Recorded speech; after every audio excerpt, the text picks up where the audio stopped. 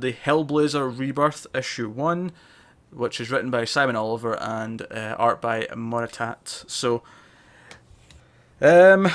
well, I'll start by saying I don't really like Constantine as a character. That's because you're a dick. Nope, because I will second that. Oh, here Oh, we go. God damn it. Yes! And that's mainly because I can take a dickishness with tongue in cheek. Like I love Booster Gold because he's pretty much unaware of himself. Constantine very much knows how much of a dick he is in. See, that's what I love. Well, see, and that's fine. And Yeah. you know, for our friend Alan, that's his favorite character of all time. Which, knowing Alan personally, I always find weird that he loves this dickish character so much. But yeah, I found myself finding it hard to care as this went on. I echo that sentiment. I don't think there's anything wrong with this in terms of like objective, just looking at it as terms of writing and art. There's nothing really wrong with it, but I just I didn't care like ever, and there's something about the character that I just don't like that much, and I don't know what it is. I don't know if it's because he's too much of a loner, or maybe it is his attitude, maybe it's, but I don't know. And I feel like they also play up the whole English speaker a little bit too much for my liking. Like I feel like they're really we need to Oh, put that didn't our- bother me too much because that just put some flair onto the characters because they were in London, you know. Mm. But again, I don't live it like you guys do, so it's not, the dialect didn't get to me. What did get me though is as in character choices, him going back to London and basically sacrificing all the inhabitants of London. Potentially, yes. And I never at one point thought that that's not something he would do. Like, if this gamble doesn't pay off, he's kind of like, well, there goes all the souls of London, whatever. On to the next thing. But see, this why I like with him, because it feels like when you're reading this story that if it does go tits up, it could do, and he's like he's willing to put the stakes like that almost, so it actually kind of makes it a bit more interesting to read. But what's his contingency if it doesn't work out? Well, he doesn't. Like, That's the point. And then he thinks of something like then you got to do something else. But that's the whole thing. I find it hard to go with the stakes because as much as I think that he doesn't care, I don't think the writer's ever going to pull that trigger. Now, I don't know Constantine that well. This is maybe not on the entire city of London, sure. You know what I mean? But like the most Constantine I read was in Justice League Dark, and I thought Lemire wrote him well, but that's because he is playing off of everybody else. He is very reactionary towards Zatanna and Deadman and all of them. Here, him having to drive the story, I just, again, like, I want to know what the Indian food had to do with everything. Like, when he tells his friend, when he gets there, he needs this Indian food and chalk. Vindaloo, I believe was the... Yeah, chicken vindaloo. Because he wants a curry. That's very British. I get that, but as a reader who's new to Constantine going, does Indian food have magic in it? Why is he... Because, like, very clearly he's there to settle the score from earlier in the book. I don't know if that's just because you're not as familiar with Constantine or just because you're American. Yeah. I feel like, I don't know, Pete, as someone who's British, someone going, I need a curry. Like, I want a curry. That feel just... Change that out for burrito and I'm fine. Like, I get it. Yeah, it didn't bother. It didn't bother me. I think when I go back to speaking about too much English speak, I think it's the kind of thing where it's not necessarily inaccurate. Like if you actually recorded this as a TV show, whatever, live action, it wouldn't really bother me the amount that's there. But when you're actually writing it out and you see it written down constantly, it feels more in your face. Because one of my big pet peeves actually on the internet, and people are just going to do this now to annoy me, is when people actually write in slang. Like, I get why people say things the way they do, and this is including people from Scotland. You'll say "tay" instead of "to." So I went to the shop, instead of I went to the shop. It's just slang, right? But see people who actually write "tay," T-A-E, drives me up the nut. That's just adding your own personalized voice to what you're saying. I mean, obviously not in like a formal thing, but if you're saying it to friends, it makes sense. No, it annoys me. It annoys me on Facebook. It annoys me on Twitter. I hate it. But here's the thing: that means you're going out of your way to add an extra letter to a two-letter word. Exactly. That's what annoys me about it. You know what I mean? In that situation, yeah. Yes. So, but here again, I thought it added flair to the book. So, but again, this is one that it didn't resonate with me. Like, I thought the ending was cool with the girl that does show up and the whole knowing the demon's name gimmick that we get all the time. So, but yeah, just again, not for me. Nothing bad, but this is not something. If we weren't doing the podcast, I would have picked up. I'm not continuing this. I have no interest in reading any more of it. I will say this is a really weird place to see Shazam for the first time in Rebirth. Yeah, and a Shazam that seems to have a grip on everything. Yeah. Like, he's kind of trying to tell Wonder Woman what to do. And it's like, last I checked, bro, you're 13 years old. You don't tell the Amazon goddess what to do. And then Swampy shows up, which I thought was cool. Well, I know Swamp Thing is going to be one of his like main supporting characters in the first arc or whatever. So I almost wish that this wasn't a Rebirth book and this was in Gerard Way's Young Animal. That would be cool. Because I feel they could have gotten away with a lot more. I did like when there were swear words, they replaced them with skulls. Yeah, that was alright. But I still read them as swear words anyways.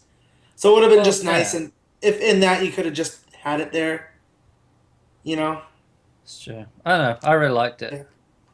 I have a question for you, Pete. If you think, you shouldn't write it as much as like that, like, where it sounds British, how do you differentiate dialects in written comics then, other than doing that?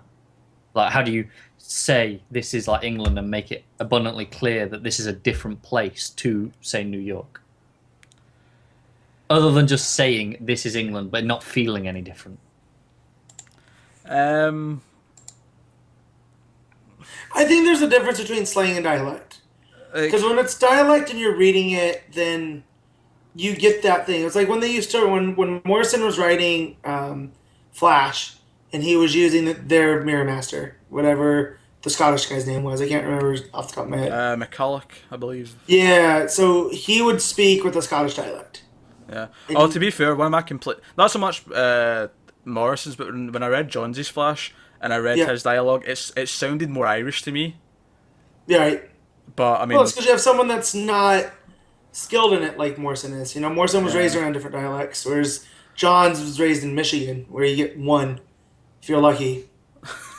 You know what I mean? But to go back to Connor's question, I don't know. I think it's fine to use, like, obviously if you use different words for things, like, if it's in the UK, you say shop instead of store, you say car park instead of parking lot. Things like you can do that stuff because that's the words we actually use. But when you actually put in weird spellings of things to make them slang or make them sound like people say it just kind of annoys me. Do it in the art. Show me a different colour, because if you're in Los Angeles versus London. London's a lot greyer. Make everything greys and things like that. Sure, but I feel like this is a weird complaint because I see it in comics set in America all the time, like where they put like y'all. Well, yeah, but again, that's just like a little bit. My problem here isn't they did it at all. My problem is that it just felt constant. I felt like almost every line of dialogue, it felt like had a Britishism in it. And it annoys me. Can't say I really noticed it that badly. I mean, there's a few instances where I point out, but not that much. Like I say, mostly I'm just nitpicking because I wasn't enjoying the book. Let's be honest. I can acknowledge my biases here. See, you've got a whiskey drinking magic guy who's, playing it a bit loose, and demons. I'm in, really. I don't know. I'm not a magic guy in general. Which is weird to me because you love Buffy. I do love Buffy, but see, this is the thing. This is how magic's not the focus of that show, though. That's true. Because you've got the core focus of that show is you've got a family group of characters, which is something I love. I love an ensemble like that, right? Versus Constantine, which is a single character. But you also have a specific focus where the main villain tends to be vampires, right? And then they built the mythology around that. So you've got demons, and because of all that exists, you do have magic. But magic is not as prominent, whereas with something like Constantine, and from what I've seen of the show, it just feels like magic. Deus Ex Machina stuff popping up everywhere because they can just pull anything out of their hat, That's fair. See, usually I feel the same way, but I'm reading at Marvel Doctor Strange, and that's mainly just because of Aaron. But he's not doing the Deus Ex, stuff. But again, not yet. I read one issue of that and hated it. So. And you didn't like it, so... Which I get, but But yeah, because I like more fantastical element stuff. Like I love Demon Knights when it was out. Yeah. I think, And, but it just has to be a certain brand to it. And I mean, again, Constantine's not a character that I enjoy. also, So, magic tends to work better for me when it is more. And I know Constantine is to a point, but like when it tends to veer towards horror, where more of it's a mystery, I tend to enjoy it more. Like, yeah. like a ghost in a house where you only, get glimpses of it or hear a little bit of it, and it's not like super the ins and outs of how it works. Tends to be more enjoyable. Like it's what you don't see that's more effective. Sure. Whereas this, you've got this guy who apparently just knows so much about it that he's dealing with all these things, with all these little tricks that he's pulling out his ass that I've never heard of. Like, Well, and then at the end of the day, he is a con man.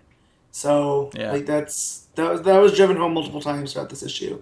yeah. Do you know what I think it is? I think I don't like that style as well. Maybe that's why I don't like Constantine that much. Is I don't like the whole, like the con man like tricking the audience thing, because they do it a lot where they'll. Like, I saw that movie with Will Smith and Margot Robbie last year. I can't remember what it's called now. Focus. There you go, that one.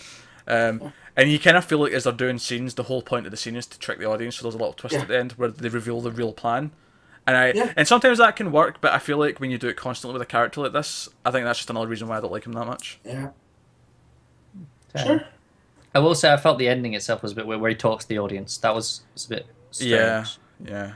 It felt out of place for the rest of the issue. Also, not to get political, but there's a dig at Donald Trump in the opening pages about why he's leaving New York. Yeah, well, I can get behind that. Yeah. I'll give them that. But a sausage-fingered real estate tycoon and former bad meat salesman. And Yeah. I went, oh, okay. Well, this is what type of writing we're in for. I mean, if you like this book, then by all means, I'm not dissing it to like we should. I don't think you should be reading it. But as far as this podcast goes, the only one you're going to hear about from is Connor.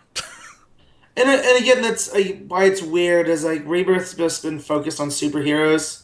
Constantine's not a superhero, so it's weird for him to be included in all of that.